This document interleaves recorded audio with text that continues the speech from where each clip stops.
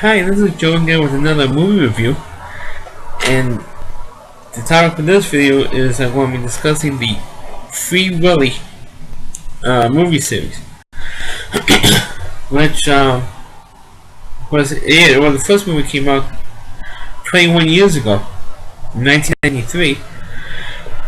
Excuse me, and that's the only movie series that I'm aware of where, or at least the first movie in the franchise anyway, is the only movie that I know of in movie history where you know what the ending is just by reading the title of said movie.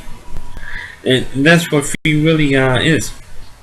It was an unprecedented or surprise or sleeper hit for 1993.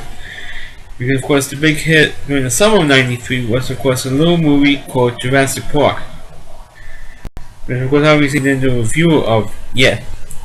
But the film, going back to Free Willy was a movie that's based, the basic premise of it was, there was an orphan kid by the name of Jesse, played by James Richter, I believe his name is. I forgot the actor's name is.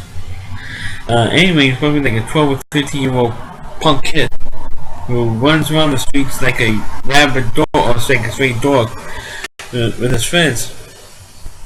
And he gets eventually caught by the police vandalizing an aquarium slash amusement park. It was run by Michael Ironside, who was a known character actor for movies like Top Gun and Perfect Storm and a bunch of other roles. Eoff, the television show Eoff for a while. And his parole officer, I guess, or the guy who takes care of his case, is Mikhail Wilkerson. Of course, those you know, like a year later, played by his more famous part, playing Bubba in Forrest Gump. So this is like a year before then. And of course, he gets assigned to probation is to clean up his mess that he made in the what's called an adventure park. And he befriends Willy, which is an orca whale or killer whale, was caught, which you see in the opening sequence of the film. And he was like too big and too old to get caught in the first place, which is one of the lines in the film by the trainer who was played by Lloyd Penny from League of Their Own. And of course, and he also makes friends of a guy named Randolph, played by August Salerberg. So for some reason I remember those two names. And recently, last year actually, August Salerberg had passed away. Unfortunately, he passed away last year in 2013. But it also stars Michael Madsen, who plays the guy who, along with his wife, played by Jane Atkinson, who wants to be the foster parents of, or Jesse's foster parents, and eventually become his, his legal parents or adopted parents in the second film. But in the first film, naturally, of course, he becomes friends with Willy, and he thinks, for some reason, he gets this trust with the whale, and there is an actual whale in the first film. Which of course stirs a controversy, which we're going to get to in a minute. Of course, the controversy is, excuse me for turning around here. The controversy is that they did use an actual killer whale. I think that whale's actual name was Keiko, the whale. And of course, the only part when the whale wasn't fake was, of course, in the end when they feed Willy and try and get him back to the ocean. And because he's going to be out of the ocean for so many X amount of hours during the filming, so of course they used a fake whale for that particular scene. I think also maybe they used a fake whale for the famous scene where he jumps over the wall. But for the most part, for the rest of the stuff, so they use an actual whale. They use the actual kite for the whale. And of course, all the animal rights crew started to make a stink over the film because they all this abusive to the whale because they used them in the film and they used them in the for the movie, and of course the rest of the time it's not the movie, he's in the small Island Aquarium, which is abusive to the whale and all that stuff, and the whale was released after about like 3 years, maybe 4 years, trying to get him released into a while. He was, and every time on the boat, there were like tour groups. Eventually, the area where the whale was put into the well, and the whale used to go near the boats. So it was named the whale because it kept going near the boats because it was so used to being around people. And eventually, the whale caught ammonia and died. So the actual whale is dead in reality. But back to the movie itself, they found out that the owner of the park, Michael Ironside, with Jesse and Randolph, along with Ray, the trainer, played by Lori Petty, found out that the owner of Michael Ironside's character was going to kill off the whale for the insurance money. Because the whale was worth about like $2 million. I think it was like $1 million or $2 million. So they decided to feed the whale. And of course, the rest of the movie is when they try and get the whale to the ocean. And of course, Michael Madsen and Jane Atkinson's characters decided to help out too. And of course, what happens, of course, the whale does escape and does go into a wild. Like I said, it ruins the ending of the movie when you know what's going to happen. Just by reading the title of the movie, you know what's going to happen. They're going to feed the whale goes into the ocean. But the biggest controversy, not just the controversy I just mentioned, but the other controversy, the other joke of the film was the ending credits of the movie had a song by Michael Jackson.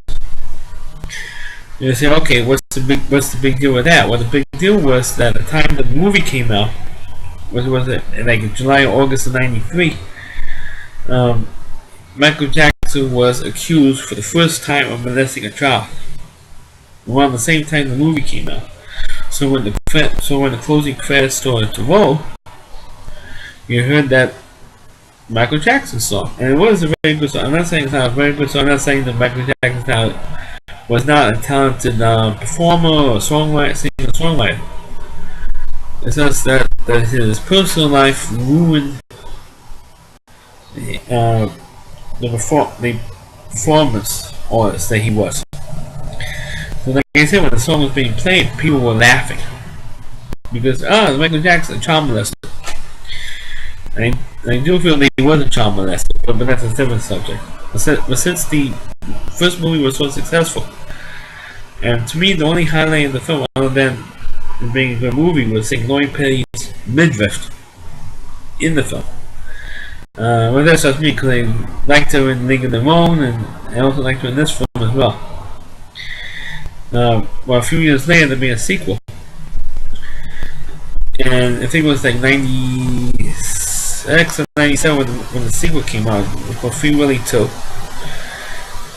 And of course, this movie was not as good as the first. I thought this one was annoying. Especially considering the fact that they had like a half-brother, or Jesse's half-brother, was introduced in this film. And it did close out the storyline that was set in the original film of what happened to Jesse's original mother, birth mother. And I found out that the birth mother had died. And afterwards she dumped Jesse. She got his life straightened out, married another guy, and had another son. And of course, Jesse was bitter towards the half-brother. So how come she had a life with you? Never dumped you off with anybody. She dumped me off, like if it was a bag of garbage. And so the bitter towards that. But the only way, so they had that thing straightened out. And then Jesse worked with Randolph. Lori Petty character, for some reason, she was written out. She didn't make a return in the second movie. But most of the cast, except for Michael Ironside except for the characters who ran the adventure park, were all back in the second film.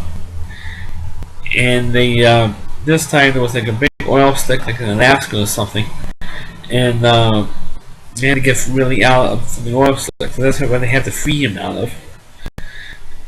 And but to me, except for the stuff for the title loose ends with Jesse's mother and Jesse's birth mother, was the only thing to me that was interesting about the second film. The second film was not that great. And the third movie was, I think it came out. I think the second movie came out like in '95, I think. And the third movie came out I think like in '97 or '98. And the third one had to do with like a whale, trying to get Willie. And, in the third movie, but that movie was like the worst. I remember seeing like 20 minutes of it, and I thought it was awful. And after about 20 minutes, I didn't watch it anymore. I'm trying to watch it bits and pieces since then, but I thought it was not that great of a film. I'm really disappointed. I think it's trying to bilk the Free Willy franchise. And the second one was a decent, decent follow-up. I mean, it made decent amount of money, box office. But then the third movie wasn't that. It was just a waste of time, waste of money if you went to see it. And the fourth movie, but this time a girl in the film, because I guess the character Jesse was too old already. So they got a girl in it. I don't know anything about that film, so I can't really comment on it. But the Free Willy franchise, the Free Willy movie, does stick with the first one, because the first one was actually, of course, the best one in the whole franchise. So because it had a good story, had a good plan in it. Except I think if they had covered the mother story subplot in the first film, maybe you would do everything in the first film. But I guess it'd be like too much to finish the first movie, and then when I get to the storyline with Jesse and the whale, so they didn't do it. But they covered up the mother storyline like within the first 20 minutes of the sequel. But that's how they decided to do it. And like I said, let's stick with the first film, and forget the other. You might want to be interested in the second film, but other than that, that's pretty much forget. The rest, except for the first 20 minutes of the second film, or so in the first film, forget about the rest of the film, and so can you forget the third film and the Free Willy new adventure with the girl and the Jesse part. So that's my review of the Free Willy franchise. I don't think anybody has done this Free Willy series as far as I know.